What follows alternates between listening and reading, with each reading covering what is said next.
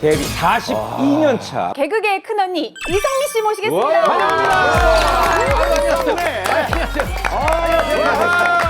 넷째 차례 그러니까 잘해 아싸라비요.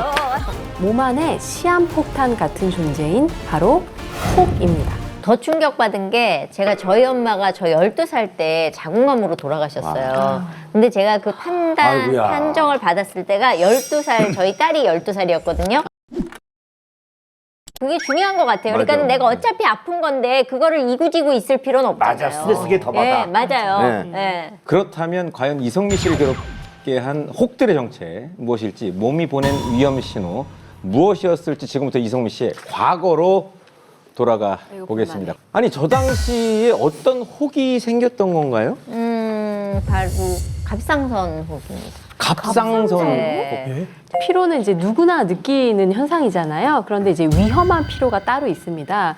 보통 아무리 쉬었는데도 피로가 가시지 않는 상태가 1개월, 한 달 이상 지속되는 거를 지속성 피로라고 하고요. 6개월 이상 지속이 되면 만성 피로로 진단을 하는데요.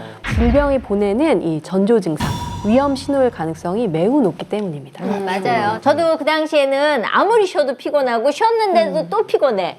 더 쉬는데도 또 피곤해. 피곤함이 끝이 없어요. 그러니까 녹화가 없을 때는 계속 피곤하고 졸리고 그러니까 항상 커피를 달고 사는 거예요. 커피로 그냥 버텨나가는 거죠. 계속 자고 싶고 눕고 싶고. 그럼 이제 만성 피로로 인해서 그 시간이 지속되고 오래 가게 되면 갑상선에 어떤 많은 혹이 생길 수 있는 질병이 생긴다라는 이야기죠. 생길 수 있다라는. 보통 갑상선에 결절이 생기는 경우는 대부분은 양성 결절이에요. 그래서 증상이 없는 경우가 많아요.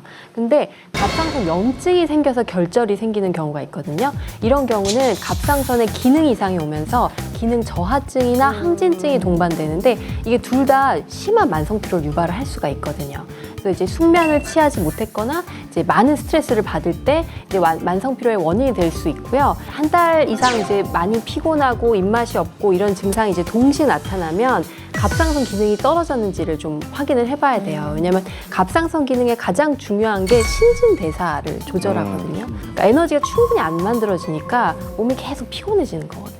그러면은 뭐 갑상선 혹에 대해서 얘기가 나왔는데 그거에 따른 전조 증상도 혹시 있을까요? 대부분의 경우에는 증상을 자각을 못하지만 증상을 자각하는 경우가 있습니다. 목에서 예를 들어서 뭐 이물감이 느껴진다거나 아니면 이렇게 뭘 삼키는 게 어렵다라든지 목소리가 갑자기 좀 쉬는 거예요. 쉰 목소리가 난다든지 뭔가 좀 멍울 같은 게 만져진다.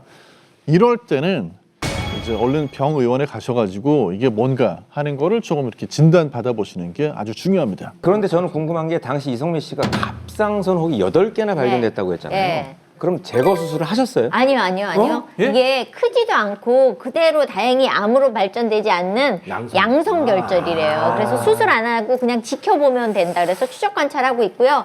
그리고 약 먹으면서 사실은 꾸준히 지금 관리하고 있어요. 아, 그래도 천만 다행인지 이성민 씨는 그 혹이 위험하지 않은 그렇죠. 네. 혹이라 다행인 거지. 만약에 이 혹인 줄 알고 갔다가 암인 경우가 수두로 빡빡? 맞아. 그렇습니다. 뭐 대부분은 양성이죠. 예, 그런데 보통 검사한 분들 중에서 10에서 15% 정도가 이제 갑상선 암으로 진단받습니다.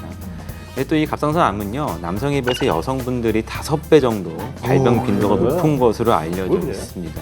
그래도 이제 갑상선 암은 비교적 다른 암에 비해서 느리거든요. 진행이 느리고 치료도 잘 되는 편입니다. 그래서 이제 착한 암이라고 이제 부르고 있어요. 착하다라고 하고 있지만 지나치게 커지거나 다른 장기로 전이가 되면요, 이미 아까 림파선처럼 그 전체 장기에 이제 퍼지게 되면 골치 아픈 거죠. 그때부터는 이제 전체 몸 우리가 4기, 3기까지 갈 수 있는 그런 암의 도화선도 될 수 있습니다. 하지만 이외에도 큰 병의 씨앗이 될 몸속의 혹이 많은데요. 이성미 씨의 삶을 위기로 만들었다는 두 번째 혹의 정체와 전조 증상을 만나보겠습니다. 제가 이제 저 당시에 한 프로그램에서 건강검진을 50대 대표로 나가가지고 받았어요. 그때 검진 담당했던 의사 선생님이 전화를 하셨는데 유방암이 의심이 된다. 유방암이 의심이 된다. 네, 그래서 유방암 진단을 받은 거죠. 네, 근데 여자들은 사실 다 놀래요. 암이라 그러면. 그렇죠. 그러니까요. 아니, 사실 뭐 암인데 안 놀랬어. 아니, 이성미 씨에게 찾아온 두 번째 혹, 가슴의 혹, 유방암이었습니다. 바로 떨어진 체온입니다.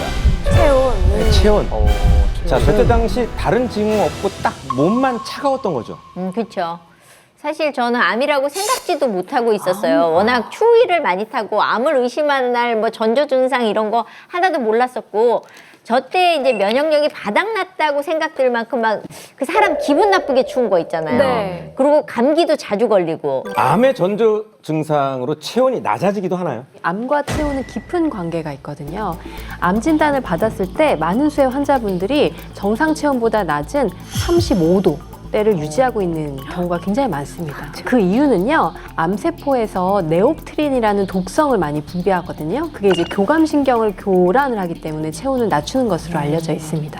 근데 보통 보면은 이게 발견이 되게 쉽지가 않은 것 같아요. 어떻게 그러니까요. 발견해요? 사실 저도 방송 때문에 발견한 거지 방송 안 했으면은 모르고 그냥 넘어갔죠. 더 커져가지고 나중에 큰일을 당할 뻔했었던 네. 거죠. 유방암 조기의 발견 어렵습니까? 그 조기암이라는 거는 2cm 이하 림파절 전이가 없는 그런 작은 암을 말하는데 정기 암 검진에서 유방 압박 촬영을 하게 됩니다. 엄청 아픈데. 근데 압박 촬영에 그 유선 조직이 많아서 하얗게 보이기 때문에 가려져 가지고 암이 잘 드러나지 않아요.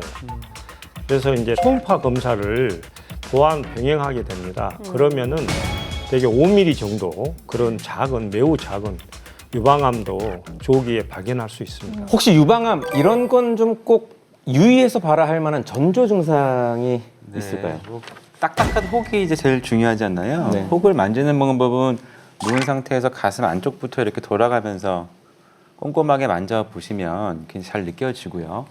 또 한쪽 가슴이 아프거나 아프면 이미 많이 진행된 거고요.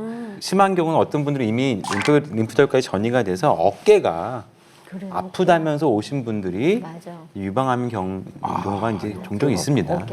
이게 사실 방치하면 안 되잖아요. 맞아요. 그럼 유방암이라는 판정을 전화로 딱 받고 진짜 충격을 받으셨을 텐데 네. 어떠셨어요? 더 충격받은 게 제가 저희 엄마가 저 12살 때 자궁암으로 돌아가셨어요. 근데 제가 그 아이고야. 판정을 받았을 때가 12살, 저희 딸이 12살이었거든요.